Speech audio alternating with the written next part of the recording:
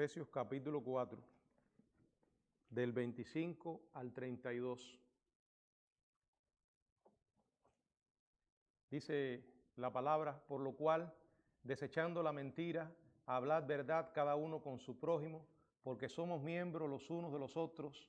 Airaos, pero no pequéis, no se ponga el sol sobre vuestro enojo, ni deis lugar al diablo. El que hurtaba no hurte más, sino trabaje, haciendo con sus manos lo que es bueno, para que tenga que compartir con el que padece necesidad. Ninguna palabra corrompida salga de vuestra boca, sino la que sea buena para la necesaria edificación, a fin de dar gracias a los oyentes. Y no contristéis al Espíritu Santo de Dios, con el cual fuisteis sellados para el día de la redención. Quítense de vosotros toda amargura, enojo, ira, gritería y maledicencia y toda malicia. Antes sed benignos los unos con otros, misericordiosos, perdonándoos unos a otros, como Dios también os perdonó a vosotros en Cristo. Padre, gracias por tu palabra. En esta hora pedimos que tú la bendigas y hables a nuestras vidas a través de ella. En tus manos nos ponemos, Señor. En el nombre de Jesucristo. Amén. Pueden sentarse, hermanos. Bueno, hoy no vamos a continuar con la serie sobre Marcos. Hay una pausa de alrededor de 3 viernes. Después explicaré lo que pasará el viernes próximo. Pero como estamos celebrando la Semana de la Familia, hemos querido preparar un estudio hablando a la familia, y aunque el pasaje no habla directamente a la familia, sí hay principios que queremos aplicar a la familia, pero como palabra de Dios sabemos que serán aplicados o útiles para aplicarlo en toda relación humana. El estudio lo hemos titulado ¿Cómo tener una buena pelea? ¿Cómo tener una buena pelea? Bueno, es algo irreal pensar que cuando llegamos a los caminos del Señor ya no vamos a tener desacuerdos, no van a haber conflictos, ni en la iglesia, ni en la más íntima de todas las relaciones que es el matrimonio. Pero eso es falso. Aun cuando tenemos a Cristo y Él ha cambiado nuestras vidas, seguimos siendo seres humanos pecadores y tenemos una batalla con la carne que se va a estar librando hasta el último día que estemos aquí en la tierra. Somos personas distintas, con temperamentos diferentes, caracteres distintos. Arrastramos un background diferente cada uno de nosotros. Y eso trae ya, de hecho, la posibilidad de grandes dosis de conflictos. El matrimonio que diga que nunca ha tenido un desacuerdo con su pareja está mintiendo. Eso no es real. Ahora, entonces, ¿cuál es la diferencia? Bueno, la manera como los cristianos enfrentamos los conflictos, la manera como los cristianos resolvemos los conflictos, la manera como los matrimonios cristianos, a pesar de sus desacuerdos, pueden llegar a glorificar a Dios. Por eso es importante recordar que hay reglas que no se pueden violar. Por ejemplo, en el boxeo es idóneo que para que una pelea sea considerada limpia, deben respetarse ciertas reglas, deben evitarse ciertas cosas que no son permitidas. Por ejemplo, en una pelea golpear la nuca o detrás de la cabeza no está permitido. En una pelea de boxeo no se debe patear al oponente, darle la espalda al contrincante, mucho menos morderle la oreja. ¿Se acuerdan, no? Increíble. Tropezar al rival, golpear bajo el nivel del cinturón, dar cabezazos intencionales, hacer uso de otros objetos que no sean los guantes reglamentarios. Si no se respetan estas reglas, entonces no se considera una pelea limpia. Bueno, realmente es sorprendente la cantidad de gente que pelea. Aún los cristianos pelean.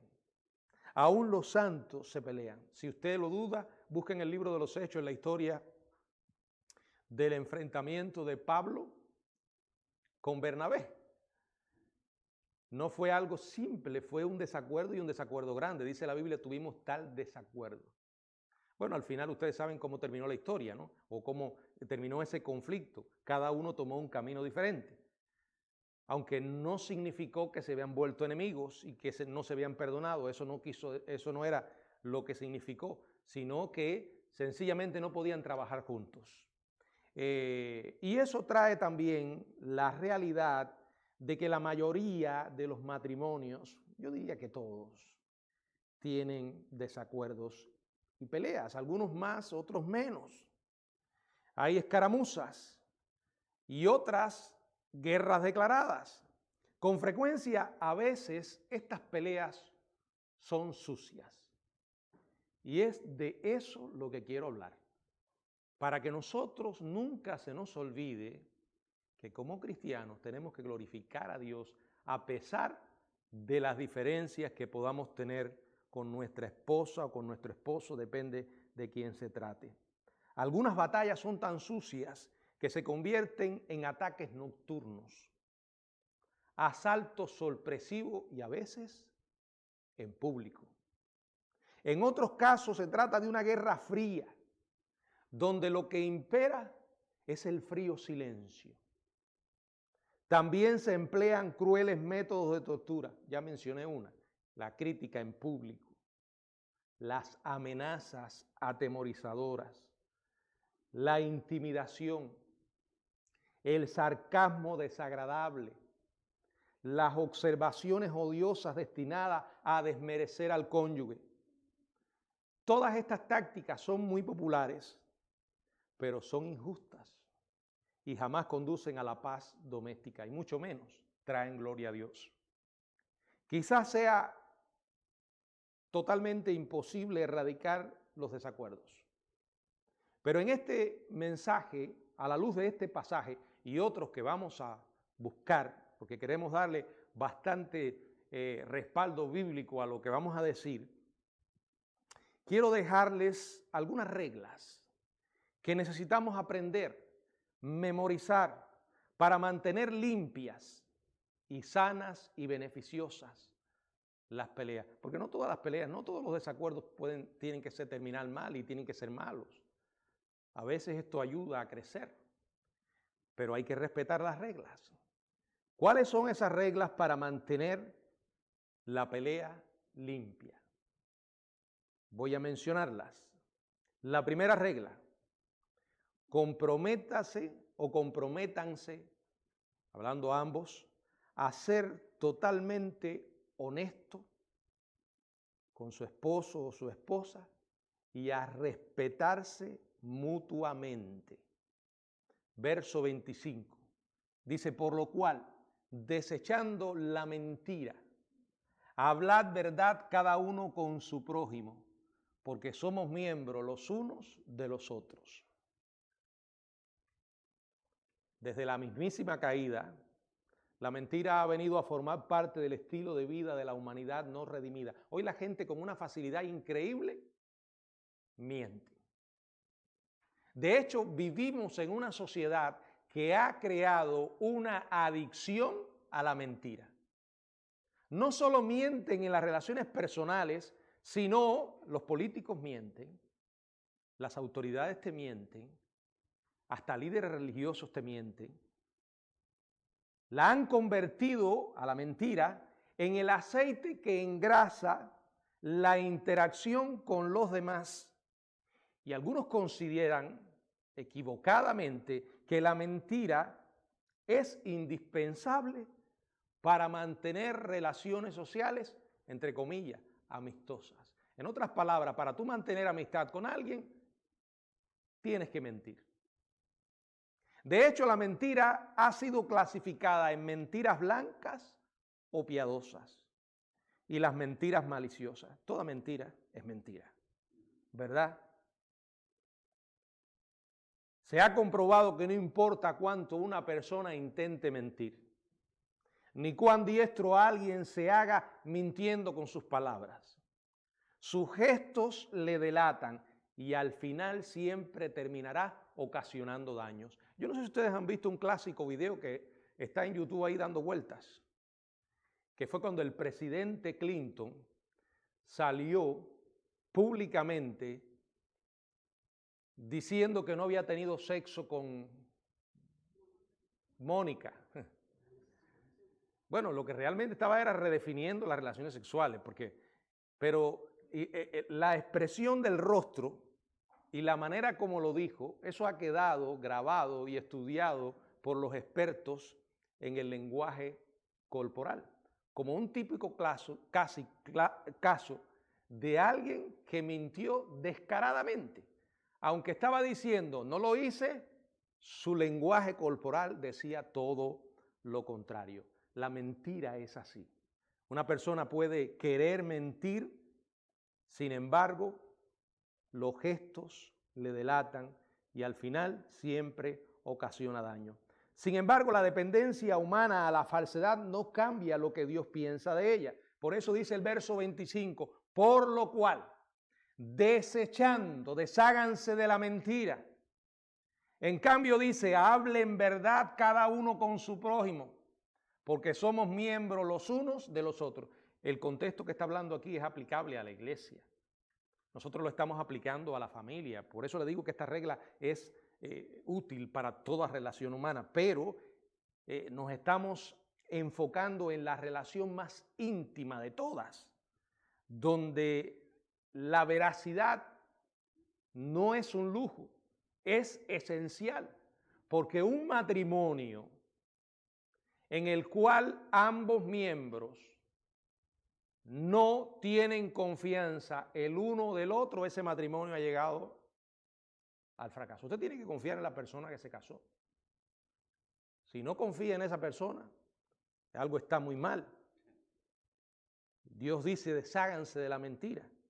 ¿Qué dice Apocalipsis? Y necesito me ayuden ahí. Capítulo 21, verso 8. Apocalipsis 21, 8.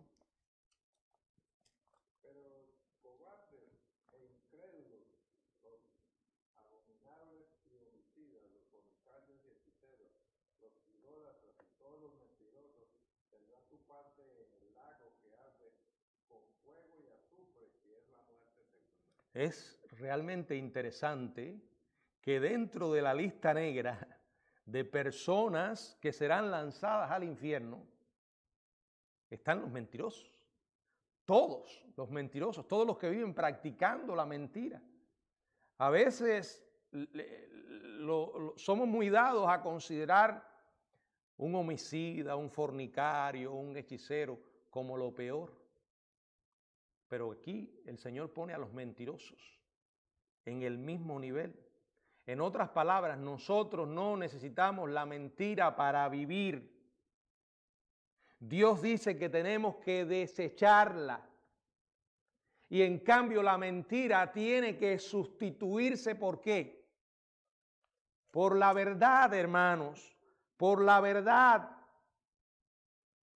Ella debe formar parte de nuestra vida y en especial de nuestra vida matrimonial.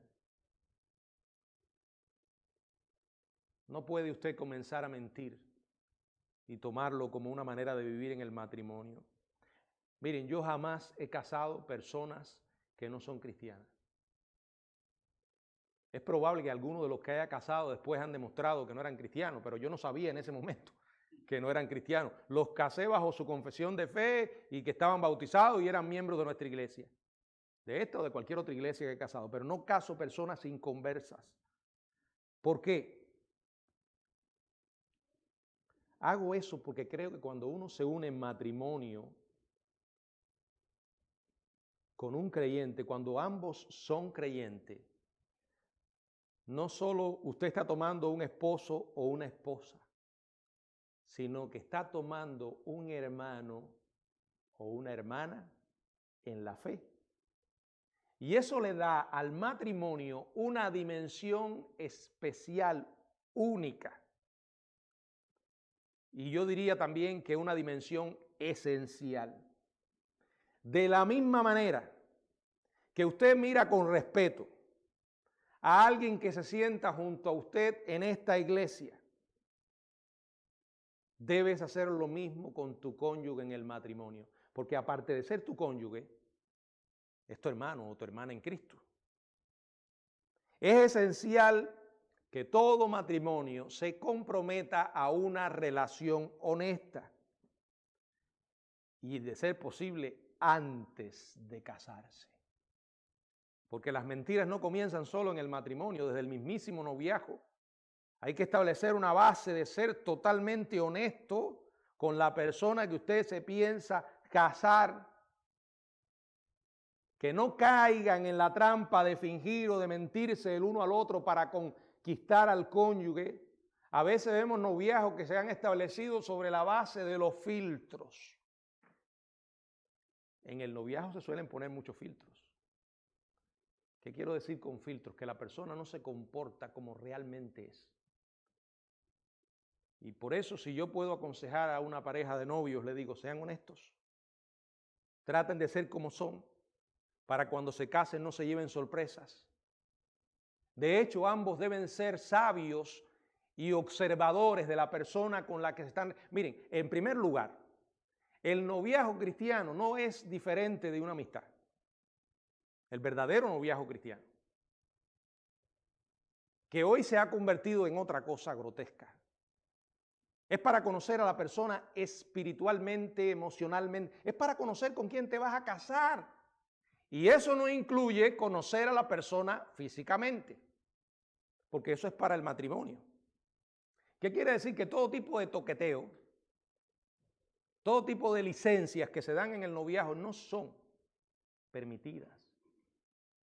Porque usted no debe conocer físicamente a la persona con la que se va a casar, es conocerlo emocional, espiritualmente, primero, saber si verdaderamente es cristiano. Y para eso es esencial que conversen, que traten de conocerse, que el novio trate de visitar a la novia sin avisar y la novia al novio. Claro, no cuando estén solos, pero cuando tratar de ir a la casa. Observar cómo se comportan. Por eso estos noviazgos por cámara no funcionan. Esos noviazgos que tienen las personas solo por internet, eso no sirve. No sirve. Usted tiene que conocer a la. Miren, si supuestamente conociendo a la persona te puedes llevar sorpresas.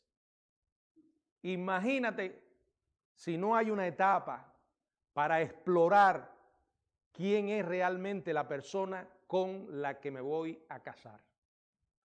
Y para esto es muy importante no solo ver lo que se dice, sino cómo lo dicen. Prestar atención al lenguaje corporal. Si tu novio trata mal a su madre, ya eso es una alarma, una advertencia que te puede estar diciendo a ti muchísimo, porque como la trata a ella, te va a tratar a ti. Si es una persona que no es genuina, son detalles. Si no es un joven trabajador, son detalles. Preste atención. Por eso la honestidad no es algo que comienza cuando te casas. Comienza desde mucho antes. Y por eso tiene que haber confianza. Porque cuando la confianza se pierde todo. Entonces, cuando se producen las peleas, si han sido honestos, ninguno de los dos va a estar expuesto a un ataque sorpresivo. Este versículo 25 es una cita de Zacarías 8:16. El libro de Proverbios nos recuerda, ¿qué dice Proverbios 12:19? Si alguien puede leerlo. Proverbios 12:19.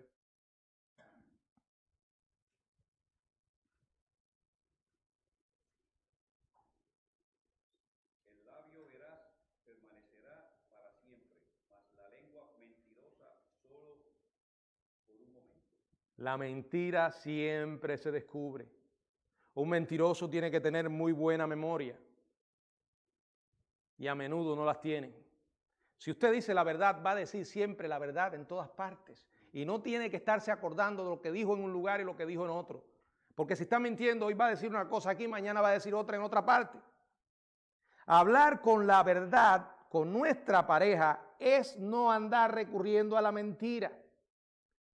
es no andar recurriendo al engaño para manipularle o dañarle en algún sentido.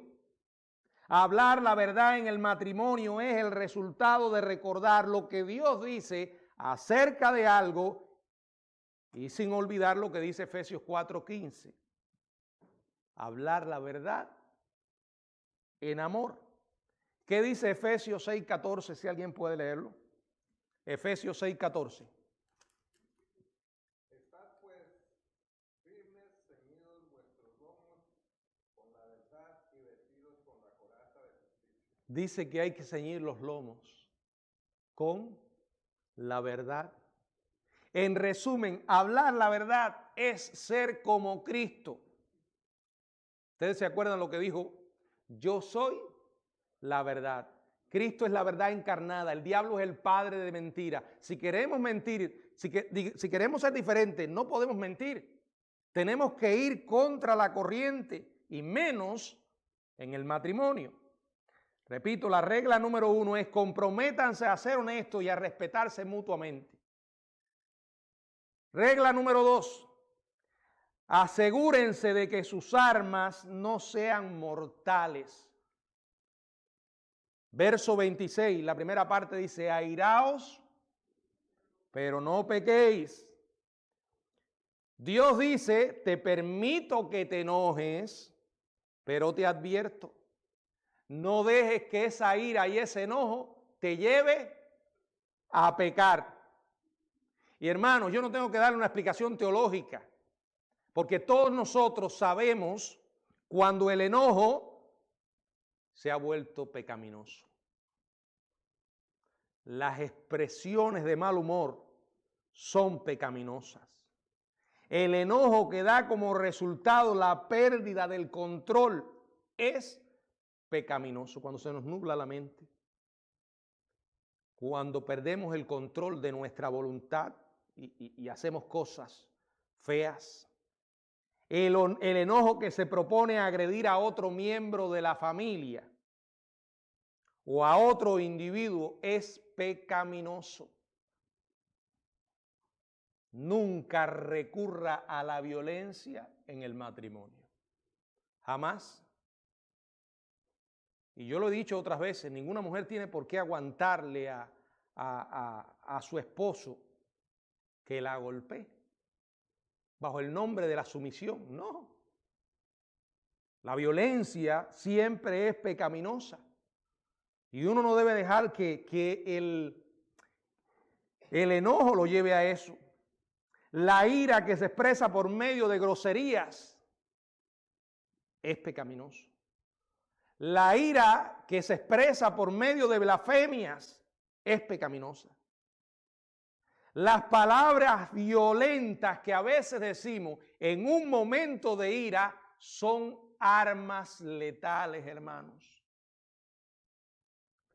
Primero, nos encontramos a veces atacando a la persona en lugar de atacar el problema. Y cuando hacemos eso, nos estamos moviendo en esferas mortales. Hay que saber diferenciar el problema que tenemos de la persona. Dicen que un hombre dijo en una ocasión lleno de amargura que su suegro una vez le dijo, en realidad nunca me caíste bien. ¿Saben qué? Ese hombre no va a olvidar esas palabras hasta el día de su muerte.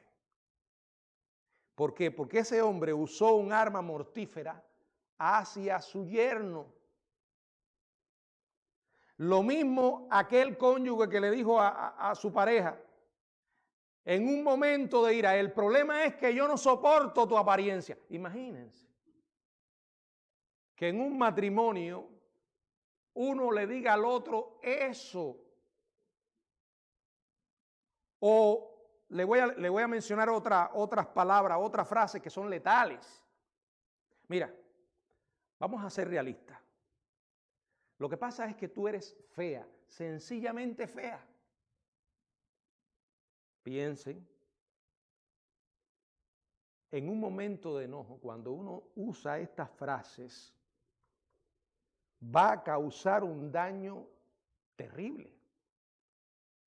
Después, el que habló puede tratar de buscar el perdón y la otra persona te va a decir, te perdono, lo entiendo. Pero miren, es muy probable que muy adentro no estés totalmente perdonado. Por eso uno tiene que hacerse el propósito de no usar armas letales, porque esto produce un daño tremendo. Y esto estoy hablando en el matrimonio, pero lo mismo puede pasar con los hijos, que puede pasar con otra persona. Y más con los hijos, cuando tú le dices a un hijo, eres un inútil. Nunca, ahora voy a mencionar eso, nunca haces nada que sirva. ¿Se dan cuenta? O cuando le dices, eres una inútil igual que tu madre. Asegúrate de que tus armas no sean letales, que no conduzcan al pecado. Abandónalas. Vamos a ver qué dice la Biblia. Santiago 1:19, por favor, si alguien puede leerlo. Santiago 1:19.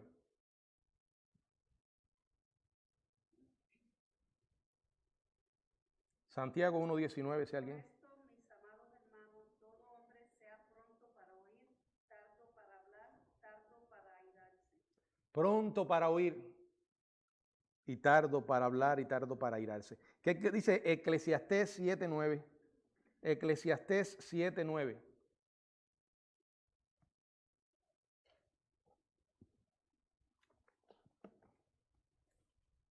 No te apresures en tu espíritu a enojarte, porque el enojo reposa en el seno de los necios. Dice que el enojo reposa en el seno de los necios. Vamos a ir al libro de Proverbios ahora y ver algunos consejos que ahí aparecen.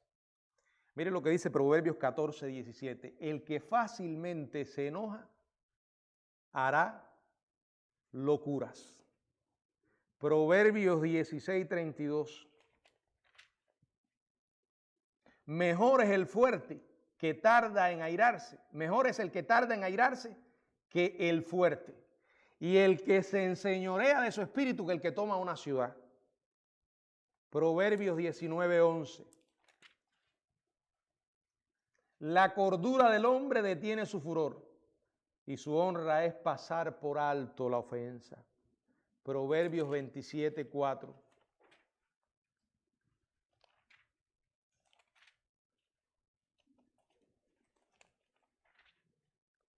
Dice allí, cruel es la ira e impetuoso el furor, mas ¿quién podrá sostenerse delante de la envidia? Cruel es la ira.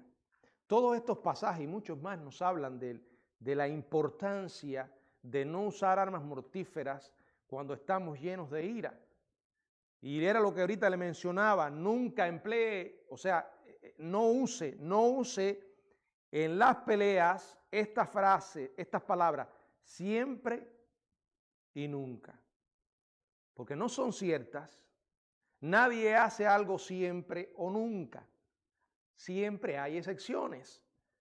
Hay que revisar la manera que empleamos a la hora de hablar para no producir heridas que no van a sanar. Tercero, decidan juntos cuál es el momento oportuno para hablar o para pelear, pero no lo hagan simplemente bajo una reacción. ¿Qué dice Efesios 5? Dice el verso 26, la segunda parte, no se ponga el sol sobre vuestro enojo. Y dice el verso 27, ni deis lugar al diablo. Aquí Pablo no solo está indicando que no debe permitir que la ira crezca, eso es lo que está diciendo. No debe permitirse que la ira crezca día tras día, noche tras noche. Y entonces hay una sugerencia a buscar el tiempo adecuado, a usar el tiempo correcto. O sea, hay un momento en que pueden tener lugar los desacuerdos y hay momentos en los que no. Aquí dice, no permitas que se ponga el sol sobre vuestro enojo, porque ese enojo se vuelve amargura. Hay que buscar un momento para solucionar el problema. Y que quizás la palabra más importante de esta regla que dije es, decidan juntos que el momento es oportuno. La palabra más importante es juntos. Pónganse de acuerdo. ¿Cuándo es el momento correcto para hablar?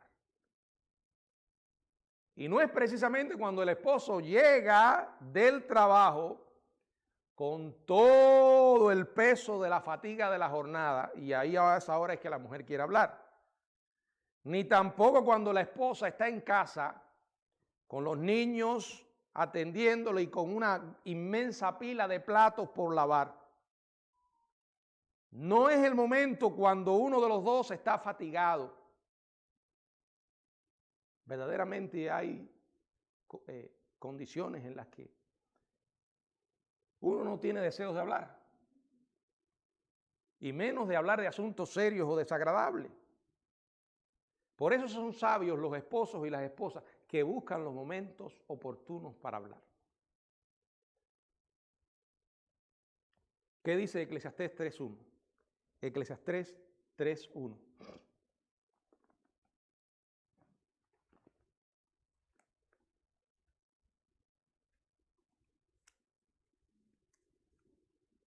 Todo tiene su tiempo y todo lo que se quiere debajo del cielo tiene su hora. Todo tiene su tiempo. Pídenle a Dios para encontrar el tiempo correcto. Miren lo que dice Proverbios 15:23. Dice, el hombre se alegra con la respuesta de su boca y la palabra a su tiempo. ¿Cuán buena es? Proverbios capítulo 3 nos da un consejo muy sabio de cómo encontrar el momento correcto. Proverbios 3, 5 y 6. Fíate de Jehová de todo tu corazón y no te apoyes en tu propia prudencia. Reconócelo en todos tus caminos y Él enderezará tus veredas. Oren. Bueno, yo sé que cuando uno está enojado, una de las cosas que pasa es que no quiere orar. A veces, ¿verdad? Pero hay que orar, hay que aferrarse al Señor, hay que buscar el momento.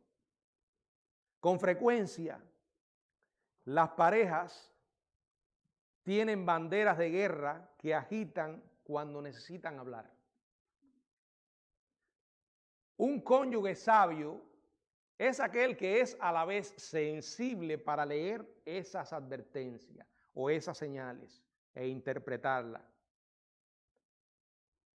Por ejemplo, un esposo puede de pronto quedar en un total silencio, sumirse en el silencio. A lo mejor esa es una señal de que está esperando para hablar. Una esposa quizás hable apurada con su esposo en el teléfono y le cuelga antes de que él haya logrado terminar. No sé, no quiere hablar. El esposo quizás muestre que está al límite de su resistencia, insultando cuando maneja el automóvil. Tu cónyuge quizás deje de comer o se coma las uñas. Aprende a reconocer las barreras o las banderas de guerra. O sea, ahorita mencionaba el esposo, realmente un esposo callado no es una señal de que quiera hablar, es que no quiere hablar. Pero es importante que uno pueda detectar todas estas barreras para darse cuenta de que no pasen desapercibidas. Ahora, ¿cómo podemos saber cuándo es el momento? Preguntando. Hay que hablar. Hay que preguntar. Por ejemplo, podrías decir, fulano o fulana, ¿podemos hablar ahora? ¿O dentro de un rato? Si te dice que no, pregúntale, ¿cuándo? En buena forma, pero pónganse de acuerdo. Planeen juntos la oportunidad para hablar. Y voy a ir más lejos. No resuelvan los problemas en la cama. Necesitan hablar antes. No creo que cuando hay conflictos pueda haber una relación íntima. Tienen que hablar antes. No convierta las relaciones íntimas en un sustituto de la comunicación, porque no es la comunicación. La pareja necesita hablar, conversar y no dejar que el sol se ponga sobre su enojo. Mientras más tiempo le des, peor. Regla número 4, y esta es una de mis favoritas. Ten preparada una solución positiva apenas se haya producido el encontronazo. Miren lo que dice el verso 28. El que hurtaba, no hurte más, sino trabaje, haciendo con sus manos lo que es bueno, para que tenga que compartir con el que padece necesidad. Aquí Pablo, observen esto, y esto es un patrón que encontramos en toda la Biblia, y ahora se los voy a demostrar. Aquí solo hay un ejemplo. Pablo está tratando de un problema. ¿Cuál era el problema? El robo. La manera como Pablo trata este problema podemos aplicarla al matrimonio. Él expresa un hecho y luego lo condena. Dice, el que hurtaba no hurte más. Ahí está la posición clara y definida del apóstol, inspirado por el Espíritu Santo, sobre el asunto. Dios no aprueba robar. El que hurtaba no hurte más. No cabe duda al respecto. Está diciendo, no quiero que esto continúe. Es malo a los ojos de Dios. No hay manera de justificar el robo. No debe hurtarse. Pero, ¿qué ocurre después? De inmediato, da una solución positiva y beneficiosa. Si no trabaje, haciendo con sus manos lo que es bueno para que tenga que compartir con el que padece necesidad. O sea, después que él ataca el problema del robo, ¿qué hace? Da una solución saludable y práctica. Y ahorita dije que esto es un patrón bíblico. Les voy a poner algunos ejemplos. Romanos 12:2. ¿Qué dice? Romanos 12:2.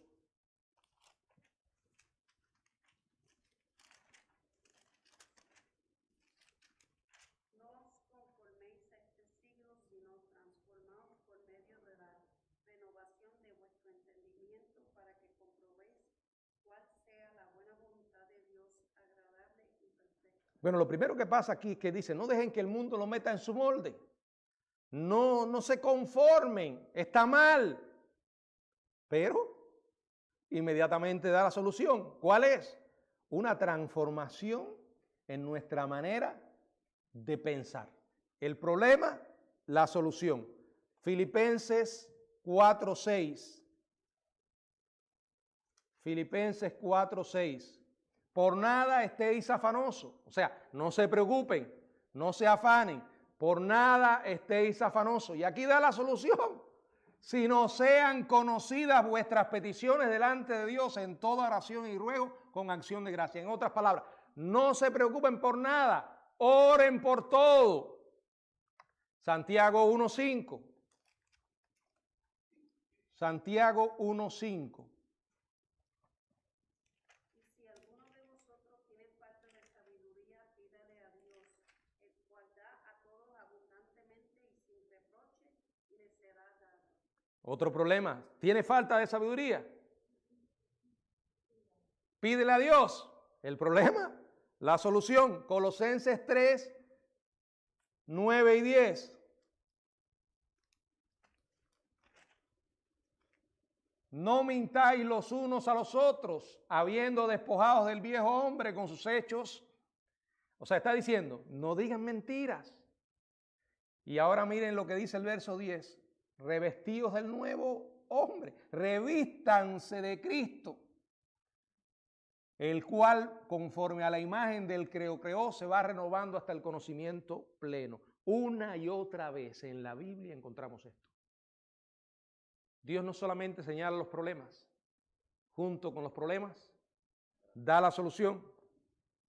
En una ocasión alguien dijo, un líder en una iglesia, un pastor dijo, nunca escucharé, o sea, no escucharé ninguna crítica en esta iglesia si junto con la crítica la persona no trae una sugerencia sobre cómo solucionar el problema. Cuando tú le plantees una crítica razonable a tu cónyuge, ten preparada una solución. Porque a veces lo que ocurre es que unos a otros se critican sin solución. Y eso no va a llevar a ninguna parte. Busca una solución. ¿Habrá lugar para la crítica positiva en el matrimonio? Seguro que sí. Pero antes de hacerlo, asegúrate de varias cosas. Primero, que verdaderamente lo estás haciendo con amor. Que no te impulsa la ira, el resentimiento o la amargura. Asegúrate que tienes la motivación correcta. Segundo, asegúrate que tienes la información correcta. Que fue algo que tú viste, que tú presenciaste. No critiques a tu esposa por algo que te dijeron o a tu esposo. No, si a ti no te consta, no lo hagas. Debes tener la motivación correcta, debes tener la información correcta. Tercero, como ya lo mencionamos, lo vuelvo a repetir, debes buscar el momento correcto. Y en cuarto lugar, junto con la crítica, ten preparada una solución. Sé parte de la solución si es necesario. Si puedes hacer algo para ayudar, díselo. Si la crítica que vas a hacer no cumple estos parámetros, mi consejo es, no lo hagas. Regla número 5. Cuida tus palabras y el tono de la voz. Verso 29. Ninguna palabra corrompida salga de vuestra boca, sino la que sea necesaria para la edificación. Voy a ser honesto. Esta es la regla probablemente más difícil de poner en práctica. ¿Y saben por qué? Porque cuando tenemos un argumento que queremos probar y probarlo a toda costa, levantamos la voz. Sin embargo, cuando hablamos con suavidad, decimos más. Yo otras veces he hablado de la gran diferencia entre reaccionar y responder. Cuando estamos reaccionando, somos presa de las emociones y no estamos usando la cabeza. Cuando respondemos, eso lleva tiempo para pensar y analizar. Sin embargo, cuanto más levantamos la voz, menos atención presta nuestro cónyuge. Cuanto más violentas las palabras, menos logramos comunicar. Pablo dice en el verso 19, ninguna palabra corrompida salga de vuestra boca. Corrompido significa echada a perder, putrefacto. Eso incluye blasfemias, maldiciones, palabras amargas. Pero observen lo gentil que es Pablo. Él no se limita a atacar. Dice, en efecto, y aquí está la contrapartida, sino la que sea buena para la necesaria edificación a fin de dar gracias a los oyentes. ¿Qué dice Colosenses 3:8? Colosenses 3:8.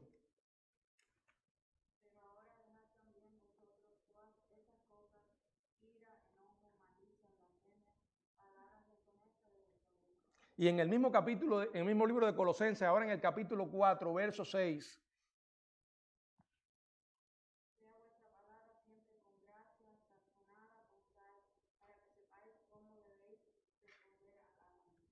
Proverbios 25:1.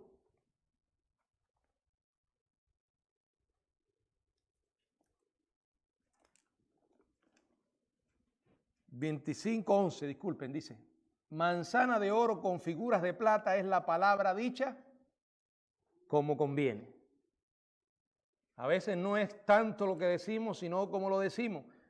Proverbios 15:1, la blanda respuesta quita la ira, mas la palabra áspera hace subir el furor. Una lengua que sana y edifica es aquella que instruye en las cosas que edifican. Es aquella que levanta, que anima, aunque a veces tenga que decir la verdad, pero lo hará con amor, como dice Efesios 4:15. La lengua del sabio puede traer beneficios a los que son suficientemente humildes para estar dispuestos a aceptar la corrección. El verso 30 dice, y no contristéis al Espíritu de Dios. Esto quiere decir que cuando tú pecas, ya sea en tu casa, en tu corazón, en público, has entristecido. Y él dice, no hagamos esto. Por lo cual nuestra oración debe ser la del Salmo 141:3. ¿Qué dice? Salmo 141:3.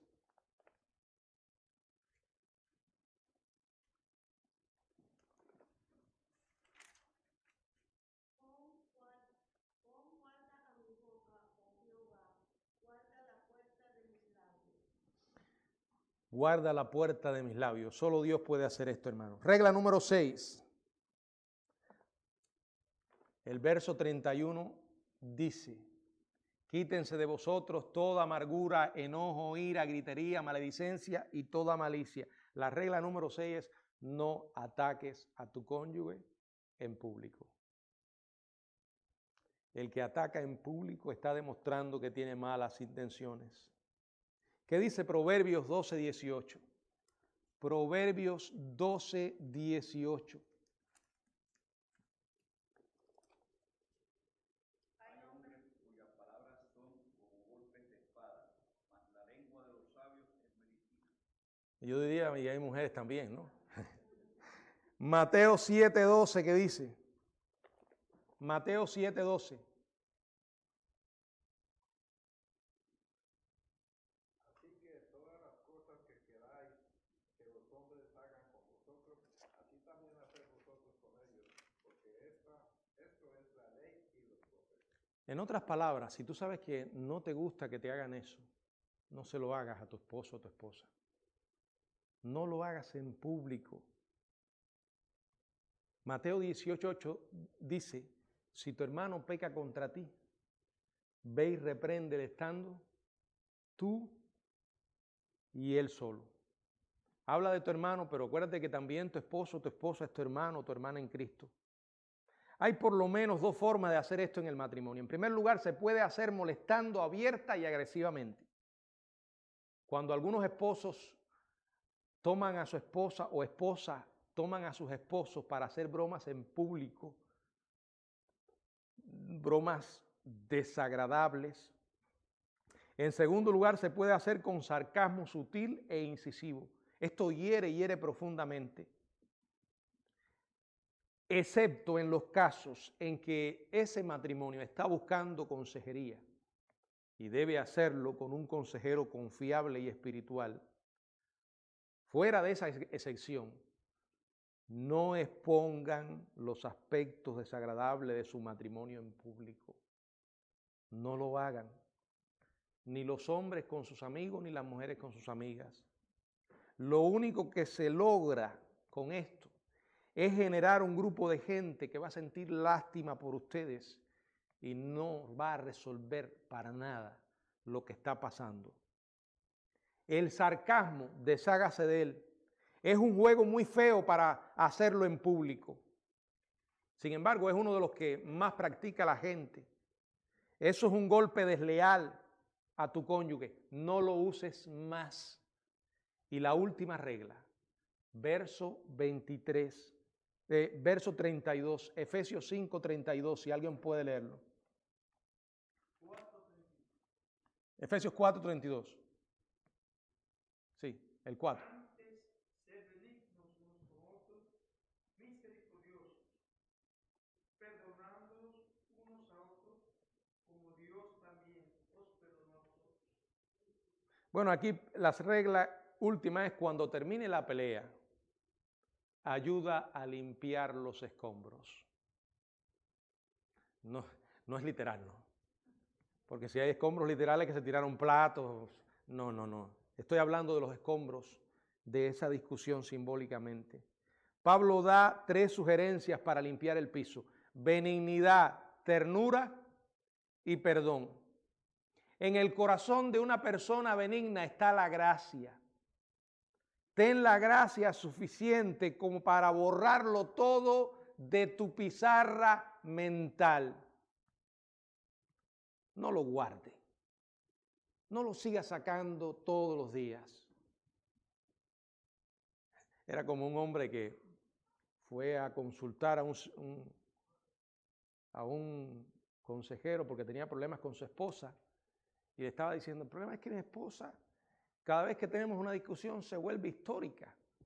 Y entonces le dijo: no, histórica no, usted querrá decir histérica.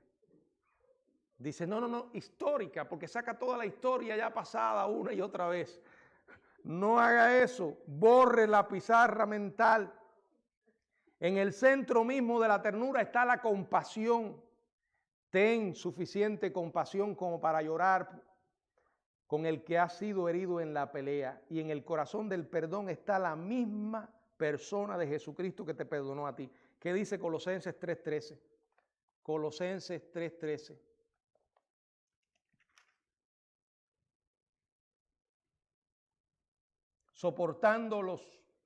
Colosenses 3:13 dice: soportando unos a otros y perdonándoos unos a otros, si alguno tuviere queja contra otro, de la manera que Cristo os perdonó, así también hacedlo vosotros. ¿Y qué dice 1 Corintios 13:5? 1 Corintios 13:5.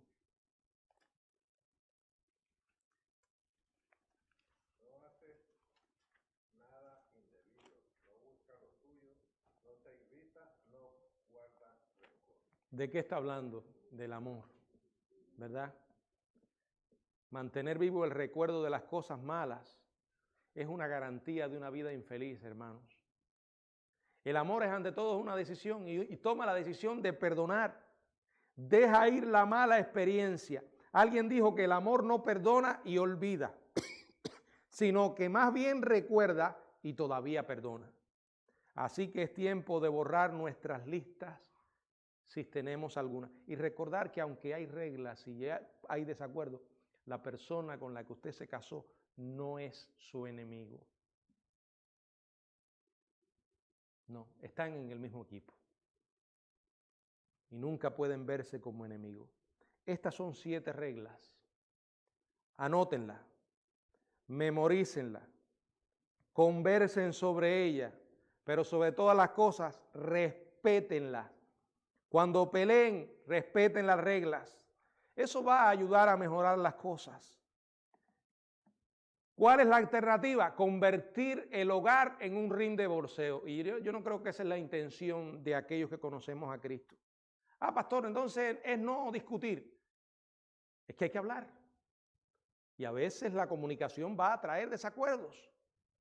Acuérdense que son 2 personas distintas, y escuchen esto, excepto en la fe. Porque tenemos una sola regla, una sola fe. Excepto en eso, recuerde que usted y su esposa o su esposo no tienen por qué pensar igual en todas las cosas. Mi esposa y yo pensamos sobre muchos temas de manera diferente. Los principales pensamos igual. Porque cuando uno lleva tanto tiempo de matrimonio llega a parecerse al otro. Es así. Pero hay cosas en las que no pensamos igual. Y es importante aprender a sobrellevarse y además a vivir juntos a pesar, o sea, a estar de acuerdo con los desacuerdos. Con los desacuerdos. Recuerden que son 2 personas diferentes. Por ejemplo, yo tengo el problema que me vuelo más rápido. Soy como usted ha visto como la leche cuando usted la hierve. ¿Sabe a lo que me estoy refiriendo? A hervir la leche que se sube. A veces me pasa eso en el matrimonio, pero se me pasa más rápido. Mi esposa es diferente. ¿verdad? Quizás no se huele tan rápido, pero la llama se demora más. Somos diferentes, hermanos, y ya nos conocemos. Y fíjense la maravilla de llegar a ser una sola carne. Que yo creo que uno llega a adivinar el pensamiento del otro. A veces estamos pensando y ¡pum!, decimos lo mismo. O yo adivino lo que está pensando. Y no es que tenga la capacidad para leer la mente, que nos vamos conociendo. Respete las reglas. Las peleas están bien para los estadios, pero no en un hogar cristiano que quiere transmitir el mensaje de paz. Si no tiene más remedio que pelear, que sea una buena pelea, respetando las reglas. Que el Señor nos bendiga.